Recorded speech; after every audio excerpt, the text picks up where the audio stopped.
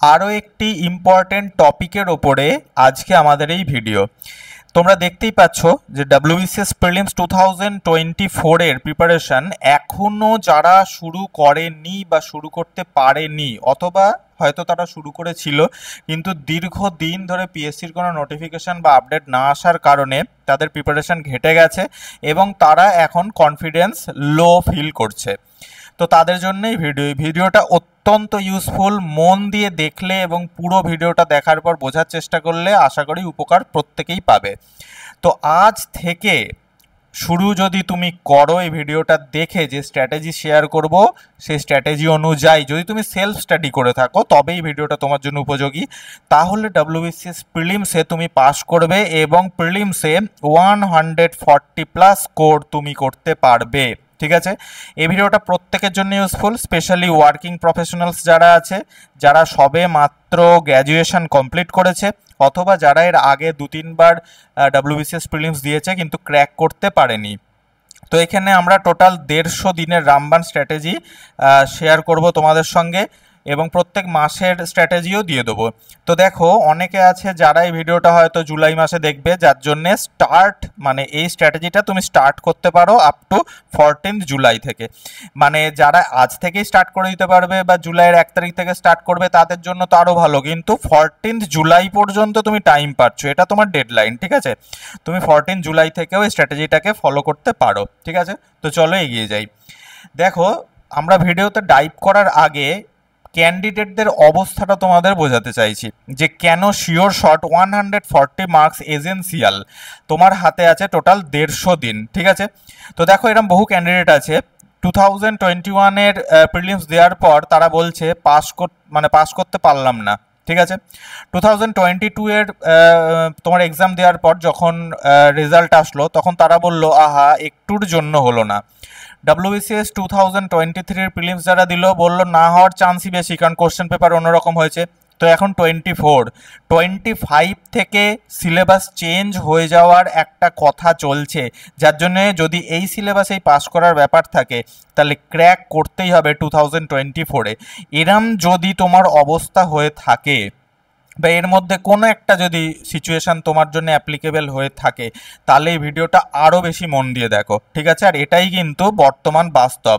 ঠিক আছে, পরীক্ষা দিয়ে আসার পর তোমার মনে হবে আহারে একটুর জন্য হলো না, যদি এইটা করে নিতাম, ওই ভিডিওটা দেখেছিলাম ওর মধ্যে যা স্ট্র্যাটেজি শেয়ার করা হয়েছিল সেটা যদি আমি ইমপ্লিমেন্ট করে দিতাম তাহলে হয়তো আমি পাস করে যেতাম। তো পরে রিগ্রেট করে তো লাভ নেই, আগে ভিডিওটা দেখে নেওয়া দরকার। তো চলো স্টার্ট করি।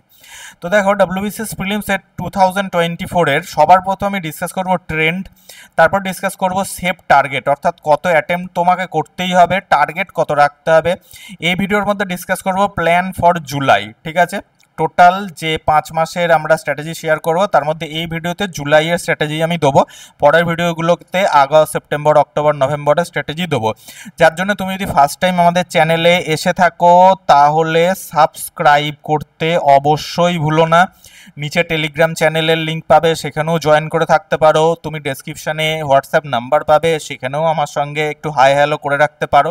তো চলো স্টার্ট করি। সবার প্রথমে দেখবো কি না ট্রেন্ড। দেখো ট্রেন্ড কিভাবে চেঞ্জ হচ্ছে এবং ট্রেন্ড কি বলছে। WBCS প্রিলিম 2024-এর যে ট্রেন্ড আশা করা যাচ্ছে সেটা হচ্ছে বেসিক 40% থাকবে। বেসিক মানে হচ্ছে কি আমরা এখনই ডিসকাস করব। ইন্টারমিডিয়েট লেভেলের কোশ্চেন 20% থাকবে এবং অ্যাডভান্স লেভেলের কোশ্চেন 40% থাকবে, কারণ এই ধরনের ট্রেন্ড 2020 থেকে ফলো করা হচ্ছে, আপ টু 2023 পর্যন্ত কিন্তু ফলো হয়েছে। ঠিক আছে, অর্থাৎ তোমাকে বেসিকের ওপর বেশি জোর দিতে হবে।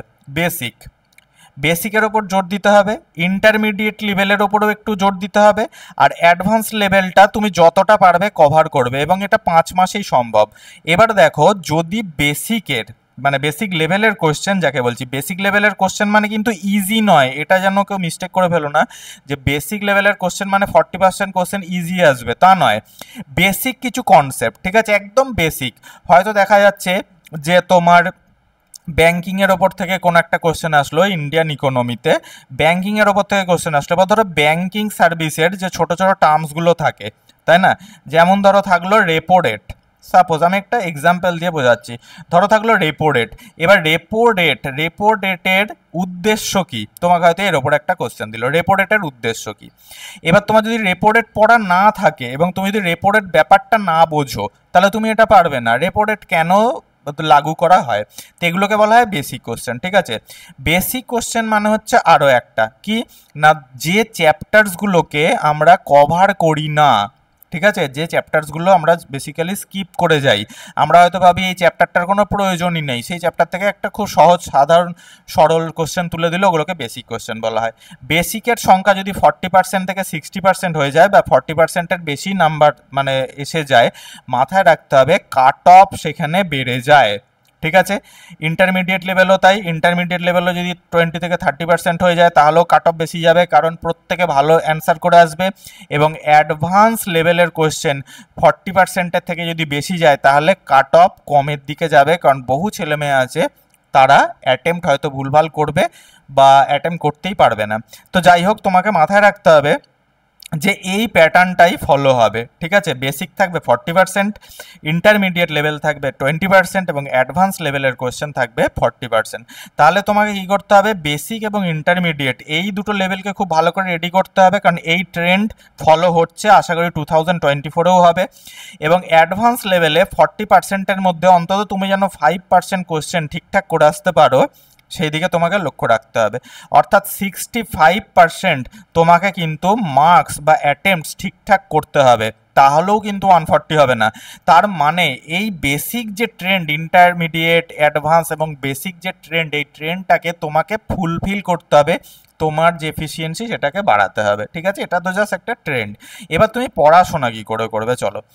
তো তিনটে পিলার, একটা হচ্ছে how to utilise PYQs previous year question paper, second হচ্ছে প্রায়োরিটি লেভেল, কোন কোন এরিয়াগুলোতে বেশি প্রায়োরিটি দিতে হবে, এবং সোর্সেস কী হবে এই 5 মাসে। ঠিক আছে, সব কিছু ডিসকাস হবে। চলো সবার প্রথমে দেখি ইউটিলাইজ করবে PYQs কিভাবে, অর্থাৎ PYQs প্রিভিয়াস ইয়ার্স কোশ্চেন পেপারকে কিভাবে ইউটিলাইজ করবে। দেখো এই মানে এগিয়ে যাওয়ার আগে একটা কথা এখানে ডিসকাস করে দেওয়া দরকার। 2019 পর্যন্ত PYQs যে ঠিকঠাক করে গেছে সে 60% অ্যান্সার করে আসতে পেরেছে, যার জন্য প্রচুর ছেলেমেয়ে পাস করতো 2019 পর্যন্ত, মানে কোশ্চেন পেপার দেখলেই তুমি বুঝতে পারবে। কিন্তু এই ট্রেন্ডটা একদম চেঞ্জ হয়ে গেছে, অর্থাৎ 2020 থেকে এই প্রিভিয়াস ইয়ার কোশ্চেন পেপারের থেকে ডাইরেক্ট কোশ্চেন কিছু আসছে না, আসলেও তার সংখ্যা খুবই কম, যার জন্যে PYQsকে ডাইরেক্টলি ইউজ করা যাবে না। অর্থাৎ কি আমি PYQ ইউজ করে চলে গেলাম, ভাবলাম এই কোশ্চেনটাই আমার একদম অ্যাজ ইট ইজ চলে আসবে, তা কিন্তু আসবে না। ঠিক আছে, এটা হচ্ছে প্রথম কথা।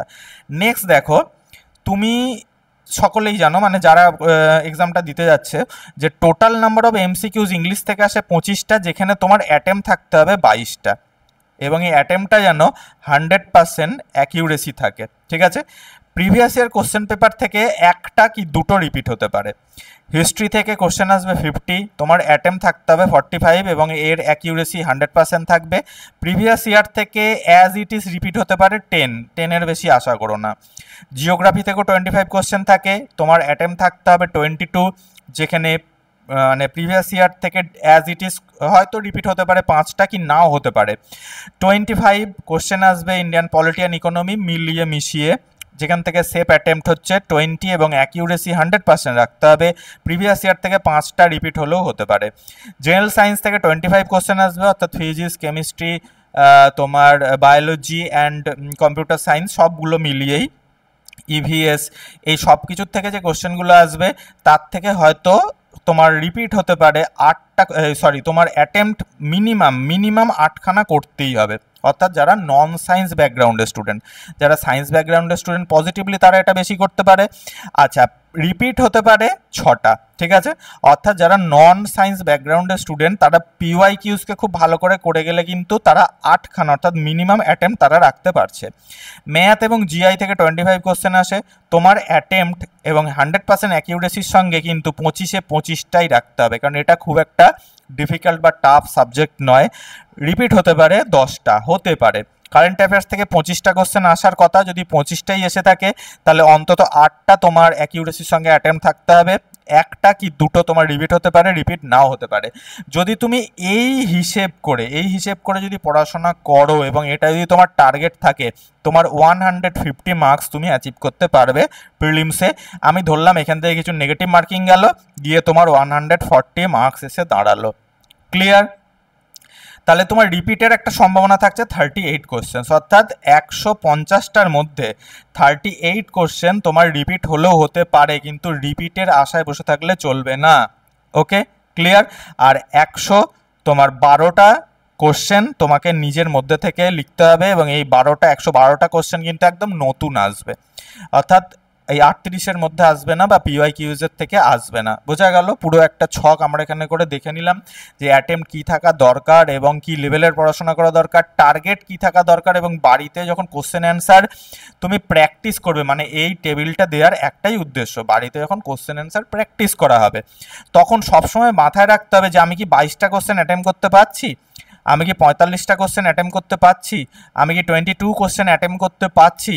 ঠিক আছে, এগুলো তোমাকে বিচার করে করেই করতে হবে। এটা নয় যে আমি পরীক্ষার হলে গিয়ে স্টেজ মেকআপ দিয়ে দেবো, সেটা হয় না। বোঝা গেল? এই চার্টটা আমি কেন দিয়েছি? এই চার্টটা এই কারণেই দেয়া যে তুমি যখন বাড়িতে প্র্যাকটিস করবে তখন তোমাকে সবসময় মাথায় রাখতে হবে যে 25টা কোশ্চেন আমি যদি অ্যাটেম্প্ট করি ইংলিশের, 22টা কি আমি কারেক্টলি অ্যাটেম্প্ট করতে পারছি, 50টা কোশ্চেন আমি যদি অ্যাটেম্প্ট করি বাড়িতে প্র্যাকটিস করি, 45টা কি আমার উত্তর ঠিক হচ্ছে। এই হিসেবটা তোমাকে মিলিয়ে মিলিয়ে চলতে হবে। যদি এইখানে তুমি মিস্টেক করে যাও, পরীক্ষার হলে আরও বেশি মিস্টেক হয়ে যাবে। ঠিক আছে? ওকে, তো প্রায়োরিটি কি থাকবে? মোর ফোকাস মোর অন বেসিক্স, অর্থাৎ একদম বেসিক যে কনসেপ্ট আছে, বেসিক কনসেপ্ট। যেমন ধরো একটা খুব সাধারণ জিনিস, তুমি একটা জিনিস চিন্তা করো, ধরো আমি বললাম প্রেসিডেন্ট। ঠিক আছে, আমি বললাম প্রেসিডেন্ট, এই প্রেসিডেন্টের যে ইলেকশন হয়, ঠিক আছে, প্রেসিডেন্টের যে ইলেকশন হয় এবং প্রেসিডেন্টকে যে ইমপিচমেন্ট করা হয়, তাহলে ইলেকশনে কারা কারা কোন কোন মেম্বাররা পার্ট নিতে পারে, ইমপিচমেন্টে কারা কারা পার্ট নিতে পারে, এই দুটো কনসেপ্ট যেমন একদম বেসিক, এই বেসিক কনসেপ্টগুলো তোমাকে বেশি করে রেডি করতে হবে। ঠিক আছে, বেসিক মানেই কিন্তু ইজি নয়, বেসিক মানে হচ্ছে যে একজন অ্যাসপিরেন্ট, ঠিক আছে, সে অ্যাসপিরেন্ট মানে তার এগুলো জানা দরকার, সেগুলোকে বলা হয় বেসিক, মানে এগুলো জানা দরকারই দরকার। অ্যাডভান্স লেভেলে তুমি জানো না জানো ওটা ব্যাপার না, কিন্তু বেসিক জানতেই হবে। তো বেসিক যে ইনফরমেশান, থিওরি, কনসেপ্ট, সেগুলোর ওপর বেশি জোর দিয়ে পড়তে হবে অল সাবজেক্টসের জন্য। Read and revise tables and datas, অর্থাৎ বিভিন্ন বইতে ইকোনমিক্স, জিওগ্রাফি, ইন্ডিয়ান পলিটি, প্রত্যেকটা বইয়ের মধ্যে টেবিলস বা ডেটা যেগুলো মেনশন করা আছে সেগুলোর ওপর বেশি ফোকাস দিতে হবে।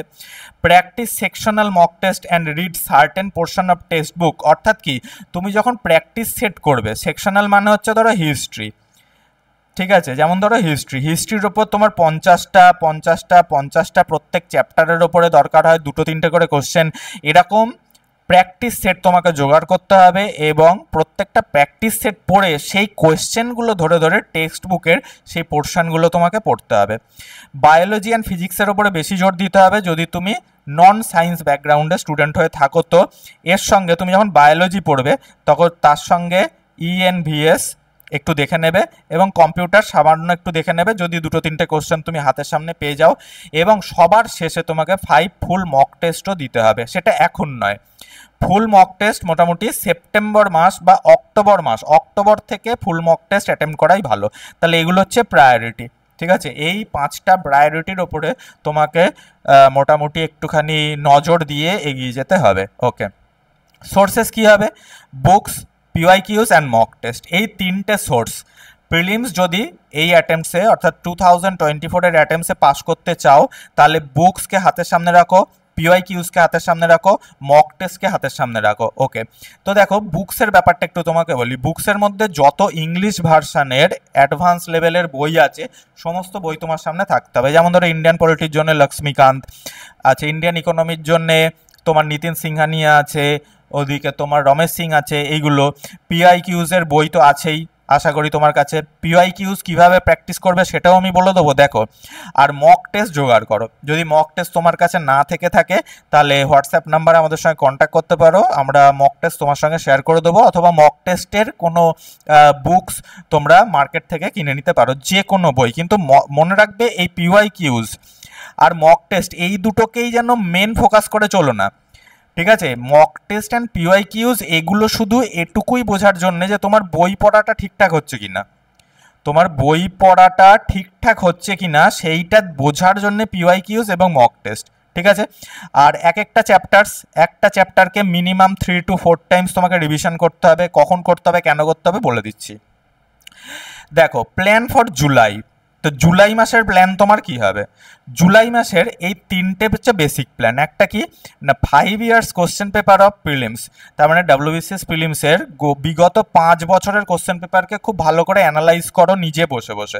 কোন চ্যাপ্টার থেকে কি কোশ্চেন এসছে, চ্যাপ্টারটাকে কীভাবে পড়তে হবে, এটসেট্রা। ওকে, আগে কোশ্চেন দেখো। তুমি প্রথম জুলাই মাসের মধ্যে ফার্স্ট 7 days তুমি 3 থেকে 7 দিন কি করো, শুধু কোশ্চেন দেখো। আর 3 ইয়ার্সে মেন্সের কোশ্চেন পেপার দেখো, ঠিক আছে? ডেসক্রিপটিভ বলছি না, history, geography, polity, economy, general science, ঠিক আছে, জেনারেল নলেজ, এই প্রত্যেকের যে MCQsগুলো আছে প্রিভিয়াস ইয়ার্সের, মেন্সের 3 বছরের সেটা হাতে তুলে নাও এবং প্রিলিমসের 5 বছরেরটা তুলে নাও, দিয়ে ভালো করে কোশ্চেনগুলো দেখো। প্রত্যেকটা কোশ্চেন 2-3 বার করে পড়ো। তারপরে শুরু করো টেক্সট বুক পড়া। কেন না, কোয়েশ্চেনগুলো তোমার যদি মাথায় থাকে, তুমি যখনই বইটা পড়বে না, বইটা পড়তে পড়তে যখনই সেই কোশ্চেনের অ্যান্সারটা তোমার মাথায় চলে আসবে, ধরো একটা লাইন পড়লে সেখানে তুমি এমন একটা ইনফরমেশান পেলে, কোনো না কোনো কোয়েশ্চেনের সেই ইনফরমেশানটা অ্যান্সার হিসাবে তোমার সামনে দেখা দিল, তখনই তোমার মাথায় স্ট্রাইক করবে। তাহলে তোমার রিভিশনটা কম করতে হবে, ঠিক আছে? তাহলে এই পজিশানে তোমাকে পড়তে হবে, টেক্সট বুক কিন্তু হাতে রাখতেই হবে, ঠিক আছে? ওকে, তো দেখো, এই তো গেল আমাদের পুরো প্ল্যান, জুলাইয়ের প্ল্যান তোমাকে বলে দিলাম। তাহলে জুলাই মাসে তোমাকে এটা করতে হবে। এছাড়া যারা ওয়ার্কিং প্রফেশনাল আছো, যারা ওয়ার্কিং প্রফেশনাল, তারা ভয়েস নোটস বানাও। ভয়েস নোটস মানে হচ্ছে কি না, তোমার ধরো ইন্ডিয়ান পলিটি থেকে একটা এক্সাম্পল দিচ্ছি, ধরো সমস্ত আর্টিকেলগুলো তুমি মোবাইলে ভয়েস নোট করে সেভ করে নিলে, এবার কানে, ধরো বাসে করে যাচ্ছ, ট্রেনে করে যাচ্ছ, কি নৌকা করে যাচ্ছ, কানে দিয়ে তুমি FM শোনার বদলে সেই ভয়েস নোটগুলো শুনতে থাকো। তাহলে কী হবে, তোমার রিভিশনটা খুব ভালো করে হয়ে যাবে। শুধু ওয়ার্কিং প্রফেশনাল কেন, যে কেউই সেটা করতে পারে। তাহলে এইভাবে তোমাদের এগিয়ে যেতে হবে। যদি মনে হয় যে WBCS প্রিলিমস 2024-এ আমি 140 মার্কস অ্যাচিভ করব, ঠিক আছে, যে স্ট্র্যাটেজি জুলাই মাসে দিলাম, সেই জুলাইয়ের স্ট্র্যাটেজিটা জুলাই মাসে ফলো করো। জুলাই মাসের স্ট্র্যাটেজিটা হচ্ছে আমাদের কি না, first step to achieve 140 marks in WBCS prelims 2024. 5 years prelims এর কোশ্চেন পেপার, 3 years মেন্স এর কোশ্চেন পেপার, এবং সেই কোশ্চেনগুলো ধরে ধরে টেক্সট বুককে পড়া, ঠিক আছে? একদম চ্যাপ্টার টু চ্যাপ্টার আমি আগে টেক্সট বুক পড়ে নিলাম, তারপর কোশ্চেন পেপারে আসলাম, এটা নয়। সবসময় মাথায় রাখতে হবে, আগে PYQsকে পড়ে নেবো, তারপর আমি বুকসে ঢুকবো। কেন না, যখন কোশ্চেনের প্যাটার্ন আমার মাথায় থাকবে তখন বই পড়তে আমার বেশি সুবিধা হবে। যেমন আমি কোশ্চেনটা তোমাদের সঙ্গে ডিসকাস করলাম যে প্রেসিডেন্সিয়াল ইলেকশনে কারা পার্ট নিতে পারে, ইমপিচমেন্টে কারা পার্ট নিতে পারে। এবার তুমি যখন ইলেকশন কারা পার্ট নিতে পারে এবং যখন তোমার কি ইমপিচমেন্টে কারা পার্ট নিতে পারে, এই পোর্শনটা যখন তুমি পড়বে তখন তোমার মাথায় স্ট্রাইক করবে, ওইটার বেশি রিভিশনের দরকার হবে না, তোমার মাথায় সেট হয়ে যাবে। এছাড়াও যদি কেউ কোনো প্রবলেম ফেস করো এই জুলাই মাসের স্ট্র্যাটেজি নিয়ে, তাহলে পার্সোনালাইজড মানে তোমার প্রবলেম অনুযায়ী, তোমার উইক পয়েন্ট অনুযায়ী যদি স্ট্র্যাটেজি বানাতে চাও, ঠিক আছে, তাহলে এই হোয়াটসঅ্যাপ নাম্বারে আমাদের সঙ্গে কন্ট্যাক্ট করো। তোমার প্রবলেম, তোমার লুপ হোলস, তোমার উইক পয়েন্টসগুলো আমাদের সঙ্গে শেয়ার করো, আমরা তোমাকে পার্সোনালাইজড স্ট্র্যাটেজি বানিয়ে দেবো। তো থ্যাংকস ফর ওয়াচিং। দেখা হচ্ছে নেক্সট ভিডিওতে, যেখানে আমরা আগস্ট মাসে, জুলাই মাসের প্ল্যান এখানে দিলাম, আগস্ট মাসের প্ল্যান আমরা তোমাকে সেখানে দিয়ে দেবো। Thanks for watching. দেখা হচ্ছে নেক্সট ভিডিওতে নতুন টপিকের সাথে।